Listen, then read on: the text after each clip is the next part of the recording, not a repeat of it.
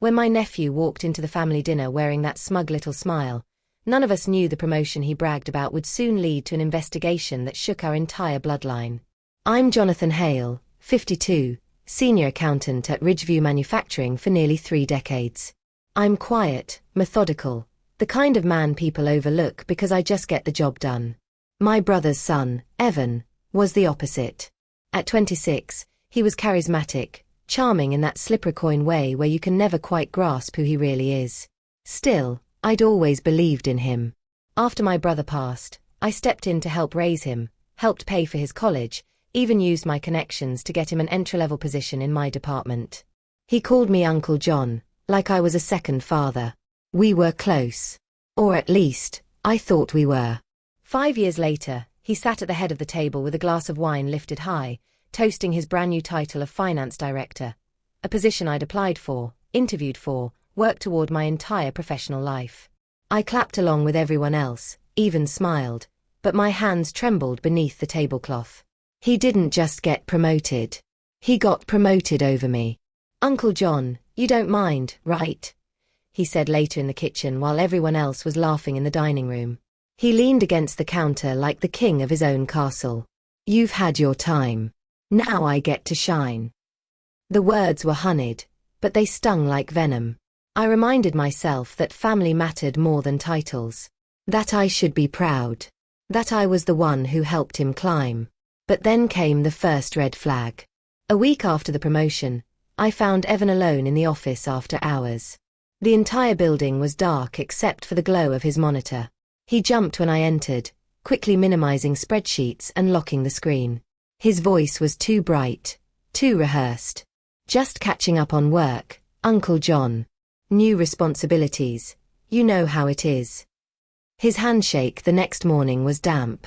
By month's end he'd replaced half our finance staff with friends from college, people I had never heard of, all suddenly earning salaries far beyond standard rate. He brushed me aside in meetings, treated me like I was his assistant instead of his mentor. My suggestions were ignored, my presence tolerated. Still, I swallowed every bruise to my pride. Because family doesn't turn on family. At least, that's what I told myself, until the phone on my desk rang one Thursday afternoon, and HR asked me to report to the compliance office for questioning. About Evan. The room felt colder, tighter. The threads were coming loose, and I wasn't sure whether I should be afraid for him, or of him. The compliance office smelled like stale coffee and cold worry. 2 investigators sat across from me, Lydia with her sharp eyes that missed nothing, and Harris, who had a way of speaking softly that made every question feel like a trap. They didn't accuse me of anything, not directly. They just wanted clarification. Mr. Hale, when did Evan Hale begin approving vendor contracts without secondary authorization? My mind stalled. Approving contracts alone? That violated company protocol. I'd trained him myself. He knew the rules. I didn't realize he was. My voice scraped out, dry as paper. They exchanged a look. Not hostile, but heavy. Afterward, I returned to my desk with a weight behind my ribs that made breathing feel like dragging a stone uphill. I watched Evan laugh with his newly hired team in the break room, his slick confidence radiating across the floor. They worshipped him. Even upper management hovered around him as if he were the company's new golden boy. I wanted to believe he was innocent. I needed to believe that. But then the red flags began to stack, quietly, like snow piling on a roof until something cracks. One night I stayed late, hoping to catch up on reports that Evan had accidentally misplaced. Around 9 p.m., I heard voices drifting down the hallway. Evan's voice, low, urgent, threaded with tension. Don't worry, accounting's blind. John is loyal. He won't talk. My stomach dropped. Before I could step closer, his phone call ended.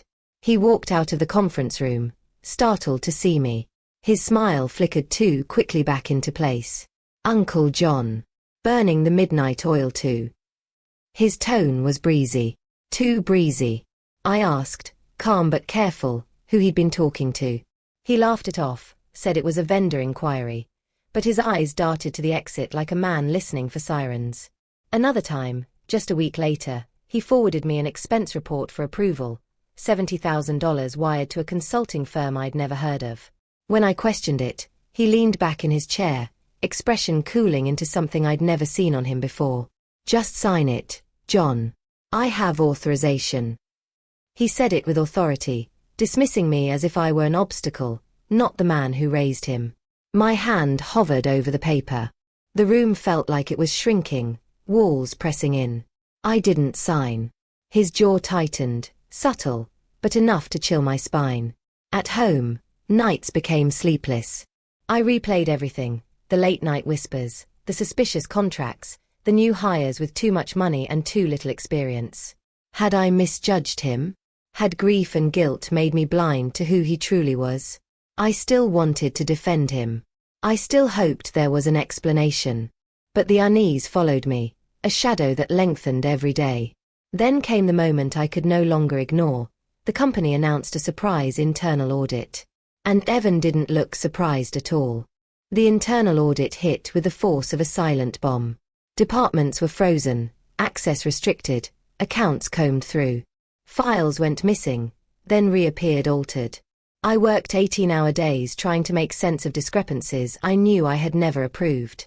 It felt like drowning in numbers that twisted into accusations. Then Lydia, the investigator from compliance, called me into her office again. This time, the tone was different.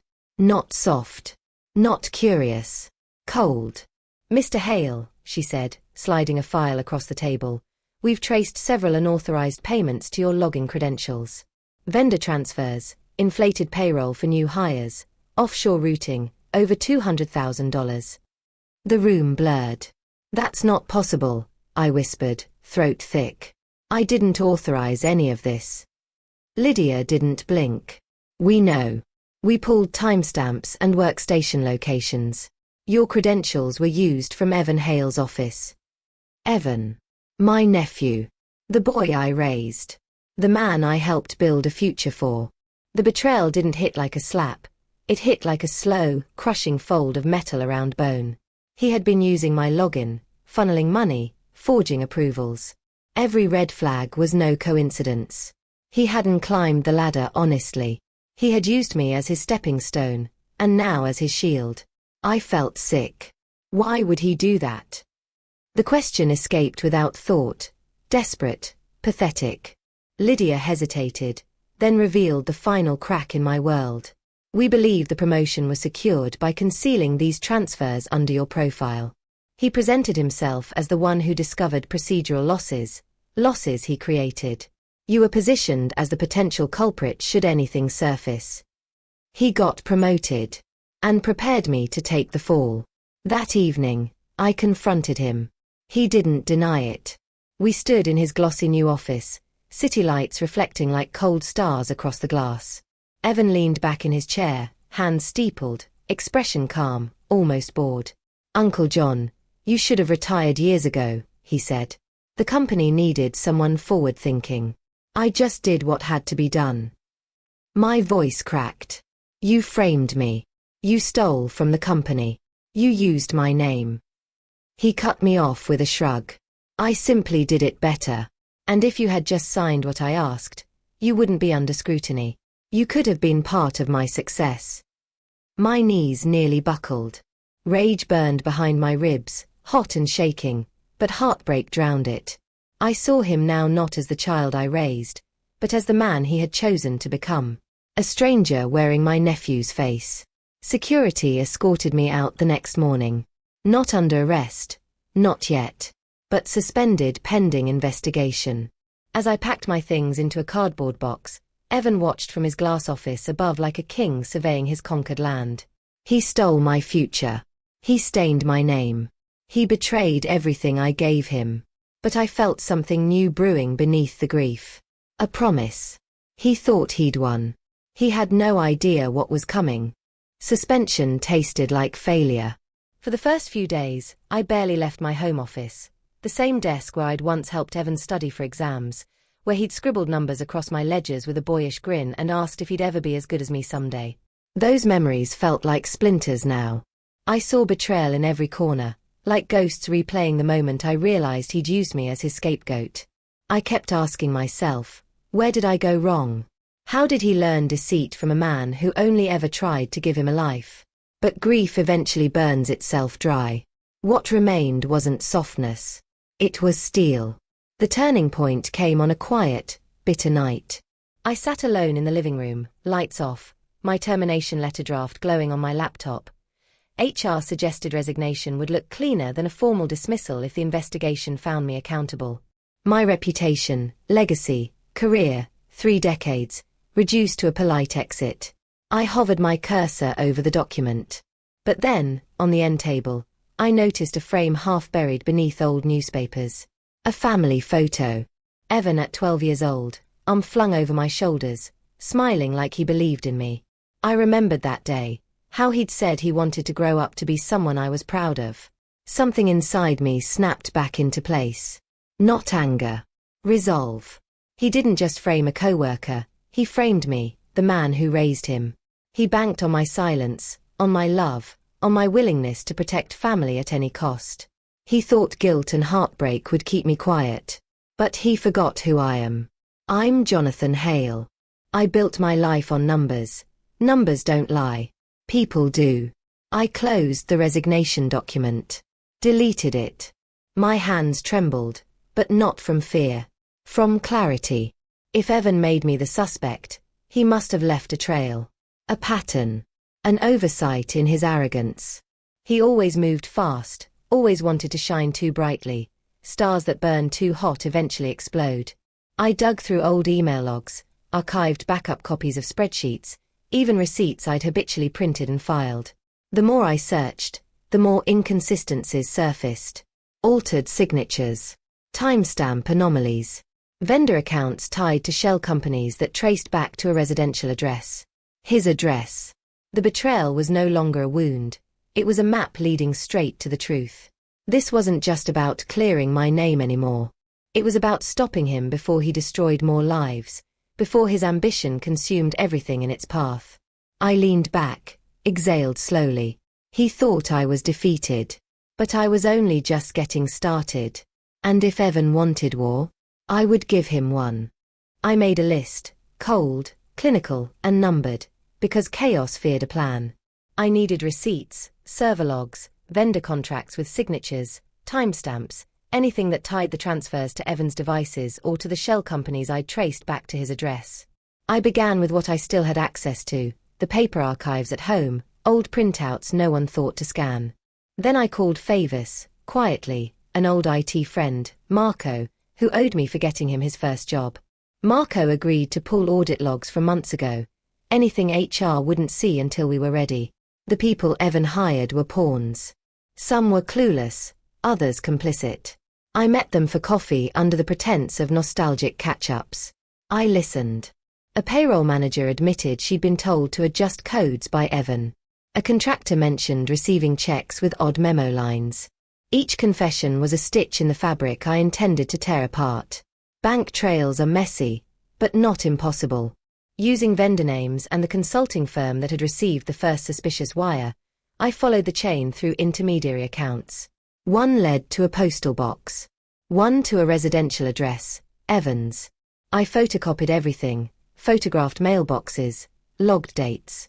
Paranoia became evidence.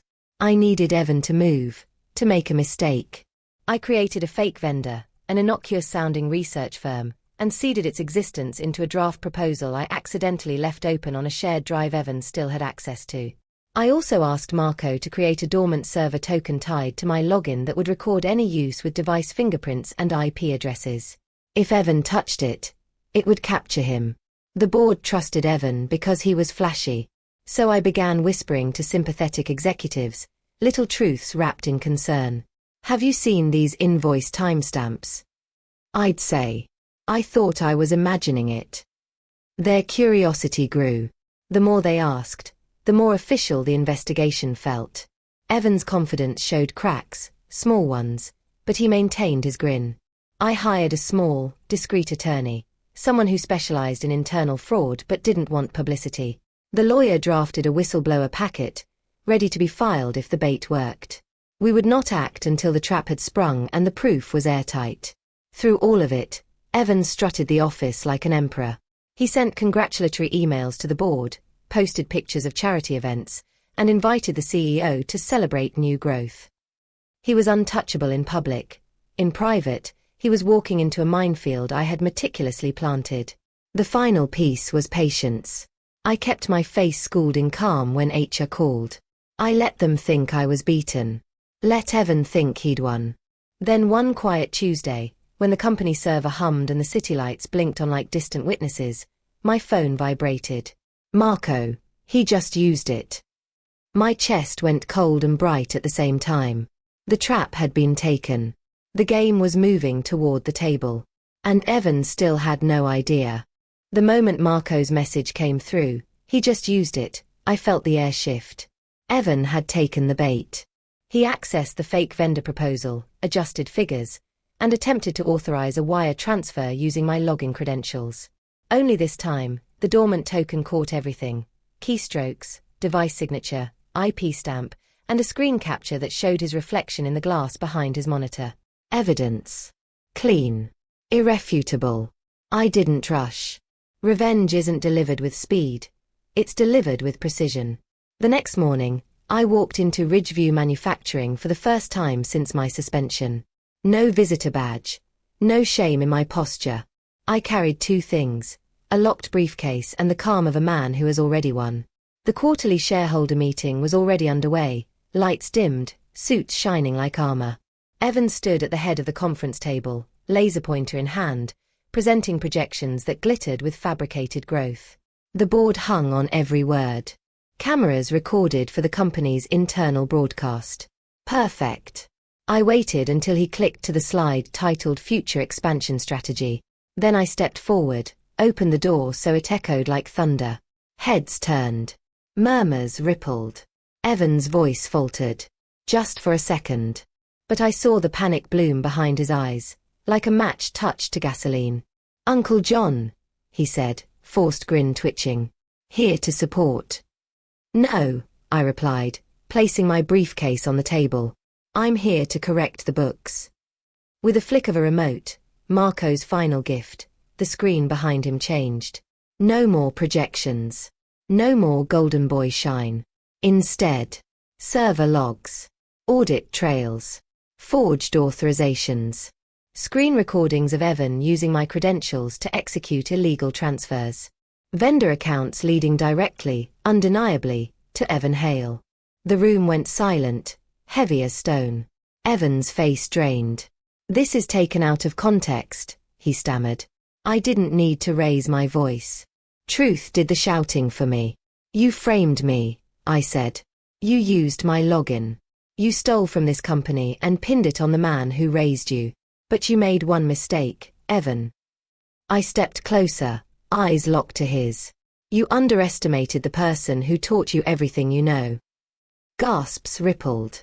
Board members whispered. Lydia and Harris, the compliance investigators, stood from the back row, badges visible. They'd been waiting for the evidence. For the trap to spring. Security arrived with handcuffs. Evan tried to run. Really run. But the hallway was already blocked. Cameras followed. Employees peeked from office doors. Every person who'd once praised him now watched the fall. The golden nephew dragged away, shouting innocence no one believed. It wasn't anger I felt then. It was release. My suspension was lifted before evening. The CEO apologized publicly. The company announced a full restitution plan, credited to my discovery. I didn't need applause. The truth was enough.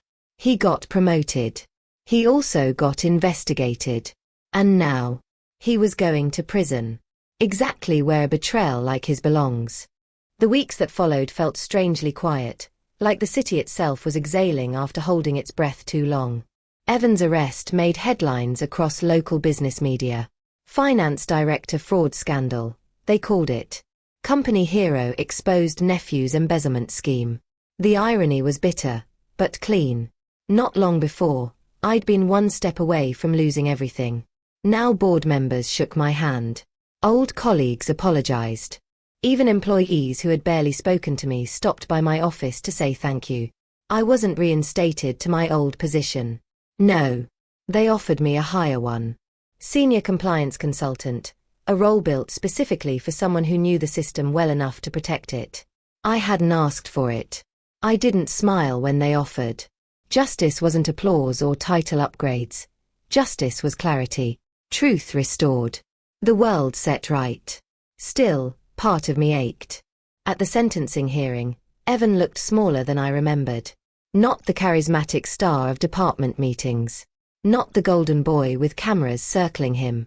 Just a young man in cuffs, flanked by lawyers who no longer believed in him. He wouldn't meet my eyes. Maybe it was shame. Maybe it was anger.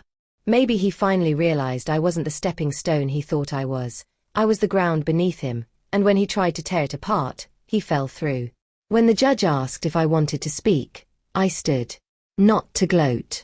Not to stab the wound deeper. But because the child he once was deserved to hear me one last time. You could have had everything you earned, I told him.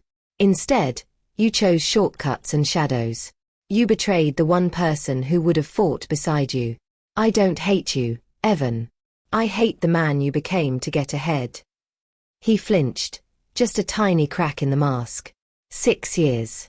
That was the sentence. Enough time for reflection, maybe redemption. I don't know if he'll take it. His story is no longer mine to carry. I walked out of that courthouse with sun on my face, the air crisp against my skin. For the first time in months, I felt light. Liberated. In control of a life he nearly destroyed. And I understood something then. Family isn't defined by blood. It's defined by loyalty. Trust can build empires. Betrayal can burn them to ash. But sometimes, that fire forges steel. And I am steel now. If you were in my shoes, framed, betrayed by someone you trusted, would you have fought back too? Tell me in the comments. Share your story. And if you want more twists, more revenge, more stories like this, subscribe. Because some betrayals deserve to be witnessed. And some justice deserves to be told.